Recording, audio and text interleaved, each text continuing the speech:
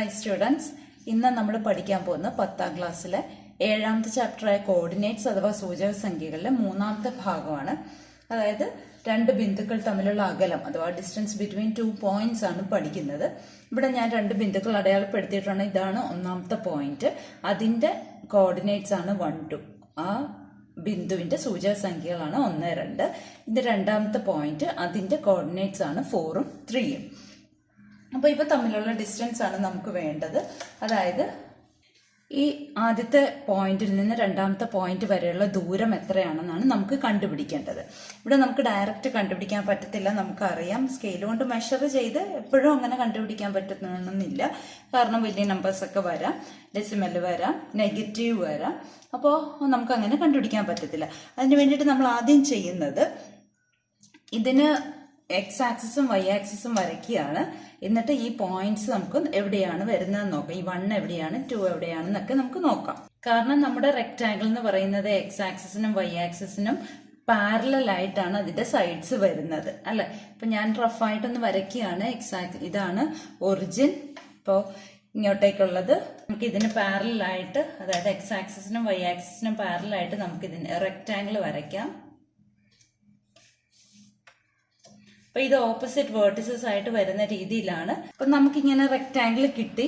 അപ്പൊ ഇവിടോട്ട് വരുന്ന പോയിന്റ് ആണ് 1. കാരണം എക്സ് അക്ഷത്തിലേക്ക് വരുന്ന ആക്സിസിലേക്ക് വരുന്നത് ഒന്നാമത്തെ നമ്പരും വൈ ആക്സിസിലേക്ക് പോകുന്നത് രണ്ടാമത്തെ നമ്പറാണ്. രണ്ടാമത്തെ നമ്പർ ഇവിടെ 2 ആണ്. ഇവിടെ നിന്ന് നേരെ താഴോട്ട് എക്സ് ആക്സിസിലേക്ക് വരുന്നത് ആദ്യത്തെ നമ്പർ, അതായത് എക്സ് സൂചക സംഖ്യ, എക്സ് കോർഡിനേറ്റ് 4ഉം ഈ രണ്ടാമത് കിടക്കുന്ന വൈ കോർഡിനേറ്റ് അഥവാ വൈ സൂചക സംഖ്യയാണ്, അത് വൈ ആക്സിസിലേക്കാണ് പോകുന്നത്. അപ്പൊ ഇത് 3ഉം ആണ്, അല്ലെ? ഇനി നമുക്ക് ഓരോ വശത്തിന്റെയും നീളം കണ്ടുപിടിക്കാം. എന്നിട്ട് ഇതൊരു റൈറ്റ് ട്രയാങ്കിൾ ആണ്, അല്ലെ? ഇത്രയും മാത്രം ഒരു റൈറ്റ് ട്രയാങ്കിൾ അഥവാ മട്ടത്രികോണമാണ്. മട്ടത്രികോണത്തിന്റെ ഹൈപ്പോട്ടന്യൂസ് അഥവാ വികർണമാണ് ഈ ചുവന്ന കളറിലെ വര. അതാണ് നമുക്ക് കണ്ടുപിടിക്കേണ്ടത്, ഈ 2 പോയിന്റ്സ് തമ്മിലുള്ള അകലം.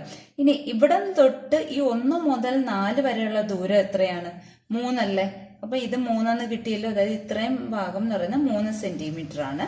ഇവിടെയോ 2 മുതൽ 3 വരെയുള്ള നീളം എന്ന് പറയുന്നത് 1 സെന്റിമീറ്റർ. അപ്പോൾ ഈ ചതുരത്തിന്റെ നീളം 3 സെന്റിമീറ്ററും വീതി 1 സെന്റിമീറ്ററും ആയല്ലോ. അപ്പൊ വികർണം കണ്ടുപിടിക്കാനായിട്ട് ഇപ്പൊ ഇതും ഒന്ന് തന്നെയല്ലേ? അപ്പൊ വികർണം എന്ന് പറയുന്ന ഹൈപ്പോട്ടന്യൂസ് സ്ക്വയർ എന്ന് പറയുന്ന base square plus altitude square ആണ്. കർണം സ്ക്വയർ ഈക്വൽ ടു കർണമായിട്ടാണ് വരുന്നത്. പാദം സ്ക്വയർ പ്ലസ് ലംബം സ്ക്വയർ. അപ്പൊ കർണം സ്ക്വയർ എത്ര കിട്ടും? പാദം 3 ആണ്. അപ്പൊ 3 സ്ക്വയർ പ്ലസ് ലംബം സ്ക്വയർ എന്ന് പറയുന്ന 1 സ്ക്വയർ ആണ്, അല്ലെ? 3 സ്ക്വയർ എന്ന് പറഞ്ഞാൽ 9, 9 1 10. അതാണ് ഹൈപ്പോട്ടന്യൂസ് സ്ക്വയർ, അല്ലെങ്കിൽ ഹൈപ്പോട്ടന്യൂസ് അഥവാ വികർണം എന്ന് പറയുന്ന റൂട്ട് 10 ആണ്. ഈ റൂട്ട് 10 എങ്ങനെ കിട്ടുമെന്ന് നമുക്ക് നോക്കാം. അതായത് നമ്മൾ ഇങ്ങനെ ചതുരോ ഒന്നും വരയ്ക്കാതെ നമുക്ക് ഈ റൂട്ട് 10 എങ്ങനെ കിട്ടുമെന്ന് നോക്കാം. ഈ ദൂരം എങ്ങനെയാ കിട്ടുന്നത്? നമുക്ക് ഈ 3 എങ്ങനെയാ കിട്ടിയത്? 4ൽ നിന്ന് 1 കുറച്ചപ്പോഴാണ്, അല്ലെ? അതായത് രണ്ടാമത്തെ പോയിന്റിന്റെ എക്സ് സൂചക സംഖ്യയും ഒന്നാമത്തെ പോയിന്റിന്റെ എക്സ് സൂചക സംഖ്യയും തമ്മിലുള്ള ഡിഫറൻസ് ആണ്, അല്ലെ? അതേപോലെ തന്നെ ഈ വീതി, ഈ ചതുരത്തിന്റെ വീതി എന്ന് പറയുന്നത് ഈ 3ൽ നിന്ന് 2 കുറച്ചപ്പോഴാണല്ലോ 1 കിട്ടിയത്, അല്ലെ? അപ്പൊ നമുക്ക് ഒരു സ്റ്റാൻഡേർഡ് ഫോമിലേക്ക് കൊണ്ടുവരണം. അതായത് ഒന്നാമത്തെ പോയിന്റ് x1 y1 എടുത്തു, രണ്ടാമത്തെ പോയിന്റ് x2 y2 എന്നും എടുത്താൽ ഈ 2 ബിന്ദുക്കൾ തമ്മിലുള്ള അകലം കണ്ടുപിടിക്കാനായിട്ട്, ദൂരം കണ്ടുപിടിക്കാനായിട്ട്, ഡിസ്റ്റൻസ് കണ്ടുപിടിക്കാനായിട്ട് നമ്മൾ എന്താ ചെയ്യേണ്ടത്? ആദ്യം ഇവ തമ്മിൽ, അതായത് എക്സുകൾ തമ്മിൽ കുറയ്ക്കുക. x1ഉം x2ഉം തമ്മിൽ കുറയ്ക്കുക.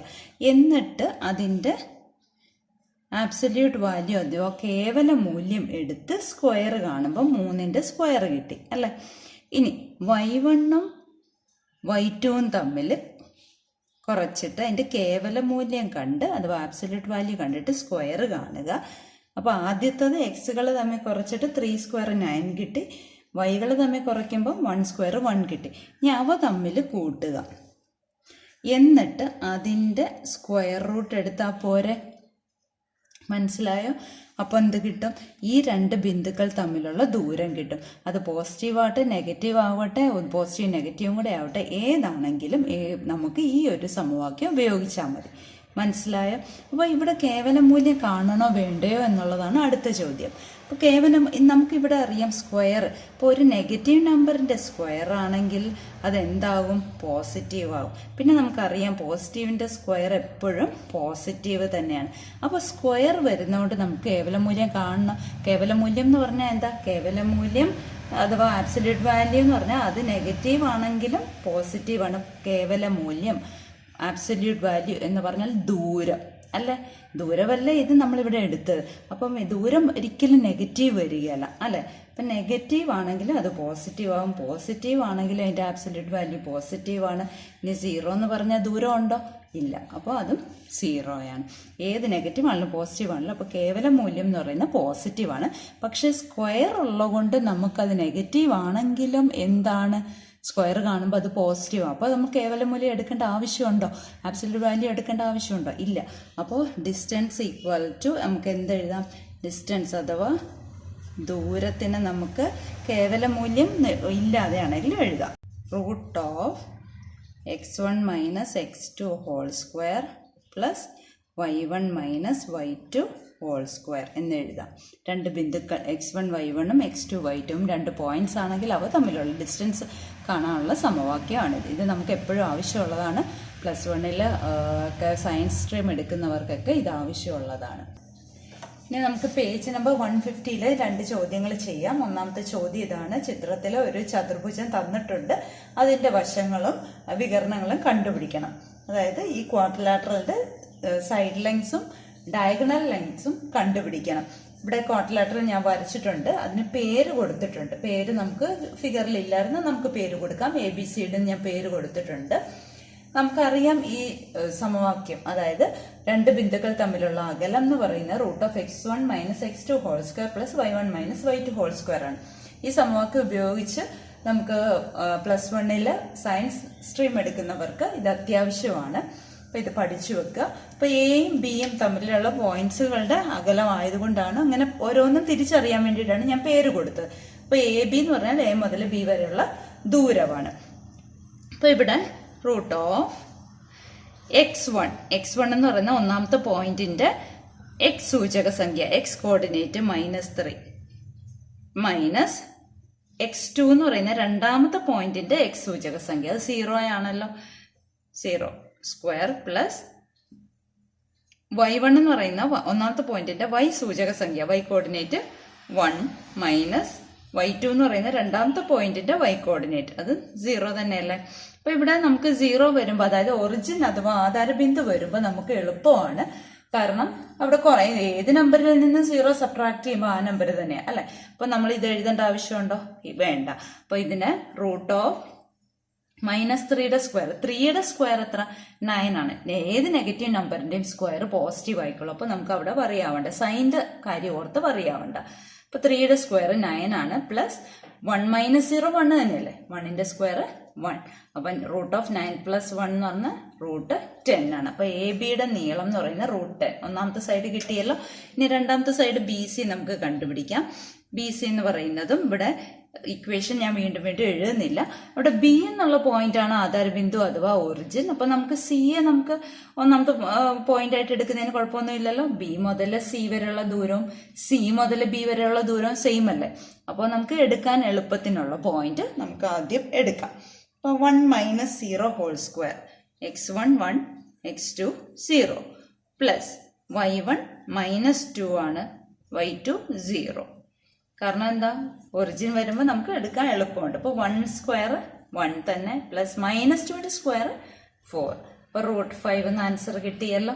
ഇനി CD നമുക്ക് കണ്ടുപിടിക്കാം. സിയും ഡിയും അല്ലെ. അപ്പോൾ നോക്കിക്കാം, ഒന്നാമത്തെ പോയിന്റ് C എടുത്തു, CD ഏത് വേണമെങ്കിലും എടുക്കാം. അപ്പോൾ 1 മൈനസ് ഒന്നാമത്തെ പോയിന്റിനെ C എടുത്തു, 1 മൈനസ് -3. ഈ മൈനസ് എന്ന് പറയുന്ന ഇക്വേഷനിലെ മൈനസ് ആണ്. ഇനി -3 എന്ന് എഴുതുന്നത് രണ്ടാമത്തെ പോയിന്റിന്റെ x കോർഡിനേറ്റ്, തെറ്റിക്കരുത്. പ്ലസ് ഇനി വൈകൾ തമ്മിൽ സബ്ട്രാക്ട് ചെയ്യുക അല്ലെ. -2 ആണ് ആദ്യത്തെ y, മൈനസ് രണ്ടാമത്തെ y -2 ഈക്വൽ ടു √. രണ്ട് മൈനസ് അടുത്തടുത്ത് വരുമ്പോൾ അത് പ്ലസ് ആവുമല്ലോ ഇല്ലേ. അപ്പോൾ അത് 1+3 ആയി. 1+3 എന്ന് പറയുന്നത് 4 ആണ്. 4 സ്ക്വയർ 16 ആണ്. പ്ലസ് ഇവിടെ 2 മൈനസ് അടുത്ത് വന്നപ്പോൾ അത് പ്ലസ് ആയി. അപ്പൊ ഇവിടെ ഓൾറെഡി -2 ഉണ്ട്, പ്ലസ് ഇത് രണ്ടും കൂടെ പ്ലസ് ആയി, +2 ആയി. അപ്പൊ രണ്ട് സെയിം നമ്പർ ഓപ്പോസിറ്റ് സൈൻ വരുമ്പോൾ അത് 0 അല്ലേ? 0യുടെ സ്ക്വയർ 0 തന്നെ അല്ലെ? അപ്പൊ √16 എന്താ? 4 എന്ന് ആൻസർ കിട്ടിയല്ലോ. ഇനി ഡി മുതൽ എ വരെയുള്ള നാലാമത്തെ വശം √-3 ആണ് ആദ്യത്തത്, മൈനസ് രണ്ടാമത്തെ -3 whole square plus -2 -1 whole square. ഇതിവിടെയും അതേപോലെ തന്നെയല്ലേ? 2 മൈനസ് അടുത്ത് വന്നപ്പോൾ പ്ലസ് ആയി. അപ്പോൾ എന്തായി? -3 +3 എന്ന് വന്നു. Same number opposite sign. അപ്പോൾ 0 ആയി പോയല്ലോ. അപ്പോൾ ആദ്യത്തെ ടേം ഇല്ലല്ലോ. പ്ലസ് ഇത് -2 -1 -3 ആവും. -3യുടെ സ്ക്വയർ 9. √9 എത്ര? 3 അല്ലേ? അപ്പൊ 4 സൈഡുകൾ കിട്ടി. ഇനി നമുക്ക് ഡയഗണൽ കൂടെ കാണണ്ടേ, വികരണം കൂടെ കാണണ്ടേ. വികരണം അഥവാ ഡയഗണൽ എന്ന് പറഞ്ഞാൽ ഓപ്പോസിറ്റ് പോയിന്റ്സ് തമ്മിൽ, വേർട്ടിസസ് തമ്മിൽ ജോയിൻ ചെയ്യുന്നത്. അപ്പൊ AC ആണ് ഒന്നാമത്തെ വികരണം, രണ്ടാമത്തെ വികരണം BD ആണ്. അപ്പൊ ഞാൻ കോമൺ ആയിട്ട് ഒറ്റ ഇക്വേഷൻ എഴുതുന്നുള്ളൂ. AC ആദ്യം കണ്ടുപിടിക്കാം. A മുതൽ C വരെയുള്ള ദൂരം. അപ്പൊ -3 എക്സുകൾ തമ്മിൽ കുറയ്ക്കുക. ആദ്യത്തെ എക്സ് -1 -3 മൈനസ് ഈ ഇക്വേഷനിലെ മൈനസ്, പിന്നെ ഇവിടത്തെ എക്സ് 1 പ്ലസ് വൈകൾ തമ്മിൽ കുറയ്ക്കുക. 1 -2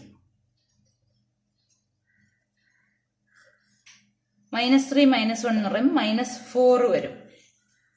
ഇൻറ്റിജേഴ്സ് അഥവാ ന്യൂനസംഖ്യകൾ, ആ സംഖ്യകളുടെ നെഗറ്റീവ് നമ്പേഴ്സ്, അതിന്റെ ഓപ്പറേഷൻസ് പഠിച്ചിരിക്കണം. അഡീഷൻ, സബ്ട്രാക്ഷൻ, മൾട്ടിപ്ലിക്കേഷൻ, ഡിവിഷൻ ഒക്കെ പഠിച്ചിരിക്കണം. അത് ഞാൻ ഓൾറെഡി അപ്ലോഡ് ചെയ്തിട്ടുണ്ട്, കണ്ടാൽ മതി. -3 -1 എന്ന് പറയുമ്പോൾ -4 ആയി. -4ന്റെ സ്ക്വയർ 16 പ്ലസ് 2 മൈനസ് അടുത്ത് വരുമ്പോൾ അത് പ്ലസ് ആവും. 1 + 2 ആയി മാറി. 1 + 2 എന്ന് പറഞ്ഞാൽ 3 ആണ്. 3യുടെ സ്ക്വയർ 9 ആണ്. 16 9 25.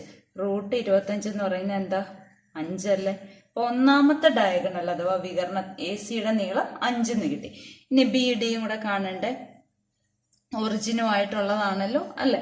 അപ്പൊ നമുക്ക് ഒന്ന് മാത്രം എഴുതിയാൽ മതി. -3 -0 whole square plus -2 -0 whole square. ആ 0 ഇട്ട് എഴുതണ്ട, ആവശ്യമില്ല. അപ്പം 3 സ്ക്വയർ 9, 2 സ്ക്വയർ 4, 9 + 4 13.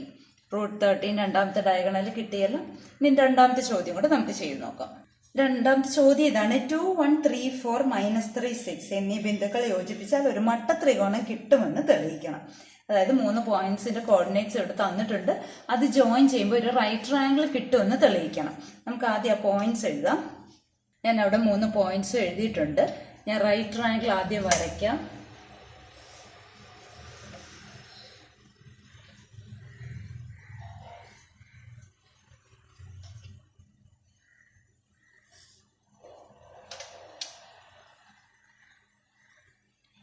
ഇവിടെ റൈറ്റ് ട്രയാങ്കിൾ വരച്ചു. റൈറ്റ് ട്രയാങ്കിളിന്റെ ഹൈപ്പോട്ടന്യൂസ് എന്ന് പറയുന്നതാണ്, കർണം എന്ന് പറയുന്നതാണ് ഏറ്റവും നീളം കൂടിയ വശം അല്ലെ? അപ്പൊ നമുക്ക് ഇതിന്ന് അറിയത്തില്ല ഏതാണ് ഏറ്റവും നീളം കൂടിയ വശം എന്ന് അറിയത്തില്ല. അപ്പൊ ഞാനിവിടെ ഈ പോയിന്റ്സിന് പേര് കൊടുക്കാൻ പോവാണ്. നേരത്തെ ചെയ്ത പോലെ ആദ്യത്തെ പോയിന്റിന് A എന്നും, രണ്ടാമത്തെ പോയിന്റ് B എന്നും, മൂന്നാമത്തെ പോയിന്റ് C എന്നും ഞാൻ കൊടുത്തു.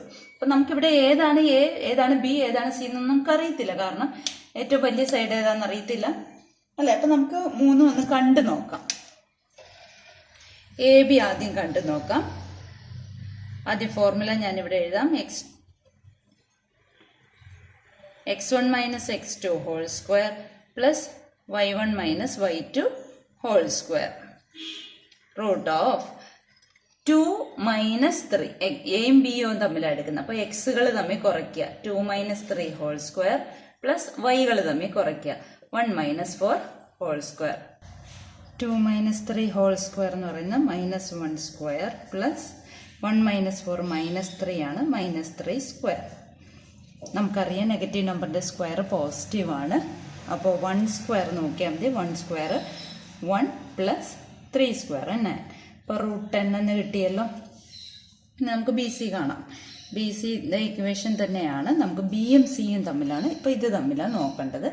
എക്സുകൾ തമ്മിൽ സബ്ട്രാക്ട് ചെയ്യുക, സ്ക്വയർ കാണുക, വൈകൾ തമ്മിൽ സബ്ട്രാക്ട് ചെയ്യുക, സ്ക്വയർ കാണുക. അപ്പോൾ എക്സ് 3 ആണ് ആദ്യത്തേത്, പിന്നെ -3 സ്ക്വയർ പ്ലസ് വൈകൾ തമ്മിൽ സബ്ട്രാക്ട് ചെയ്യുക 4 - 6 ഹോൾ സ്ക്വയർ. ഇപ്പോൾ റൂട്ട് ഓഫ് 2 മൈനസ് അടുത്ത് വരുമ്പോൾ പ്ലസ് ആവും. 3 + 3 6 സ്ക്വയർ 36 പ്ലസ് 4 - 6 -2 -2ൻ്റെ സ്ക്വയർ 4 റൂട്ട് 14 കിട്ടിയല്ലോ. ഇനി നമുക്ക് എ സി കാണാം. എയും സിയും 2ഉം -3യും തമ്മിൽ 2 - -3. ഈ മൈനസ് വന്നത് ഇക്വേഷനിലെ മൈനസ്, ഈ -3 ഇത് പ്ലസ് വൈകൾ തമ്മിൽ 1ഉം 6ഉം 1 - 6 ഹോൾ സ്ക്വയർ. 2 മൈനസ് അടുത്ത് വന്നപ്പോൾ പ്ലസ് ആയി. 2 + 3 5 ആയി. 5 സ്ക്വയർ 25 പ്ലസ് 1 - 6 എന്ന് പറഞ്ഞാൽ -5 -5 സ്ക്വയർ അതായത് 25 തന്നെ. റൂട്ട് 50 വന്നല്ലോ. അപ്പോൾ റൂട്ട് 10 റൂട്ട് 50 റൂട്ട് 40. അപ്പോൾ ഇതിലേറ്റവും വലുത് റൂട്ട് 50 ആണ് അല്ലേ. ഹൈപ്പോട്ടന്യൂസ് അഥവാ കർണമാണല്ലോ ഏറ്റവും വലുത്. എയും സിയും തമ്മിലുള്ള ദൂരമാണ് റൂട്ട് 50. അപ്പോൾ എ എന്താണ്? അപ്പോൾ ഇവിടെ നമുക്ക് എ എന്ന് എടുക്കാമല്ലോ, ഇത് സി എന്ന് എടുക്കാമല്ലോ. അപ്പോൾ ഇത് ബി ആയല്ലോ. എ എന്ന് പറയുന്നത് 21 ആണ്, സി എന്ന് പറയുന്നത് -3 6 ആണ്. ഇനി ഇതൊരു റൈറ്റ് ട്രയാങ്കിൾ അഥവാ മട്ടത്രികോണമാണെന്ന് നമുക്ക് തെളിയിക്കണം. അതെങ്ങനെയാണ് തെളിയിക്കുന്നത്? മട്ടത്രികോണത്തിൻ്റെ പ്രത്യേകത എന്താണ്?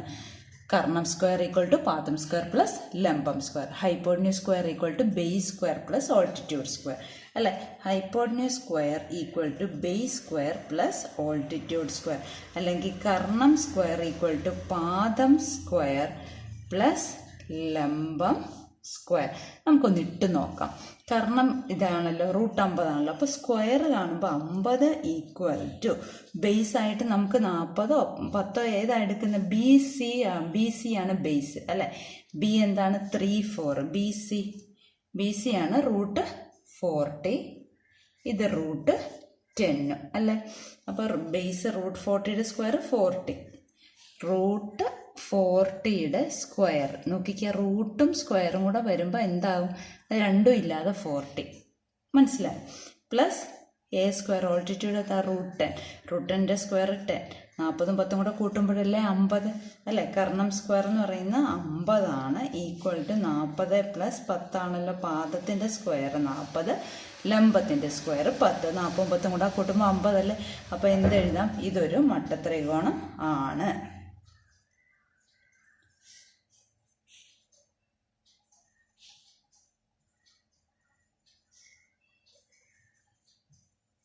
അല്ലെങ്കിൽ എന്താ എഴുതാം? It is a right triangle. മനസ്സിലായല്ലോ. ബാക്കി ചോദ്യങ്ങൾ നമുക്ക് അടുത്ത വീഡിയോയിൽ ചെയ്യാം.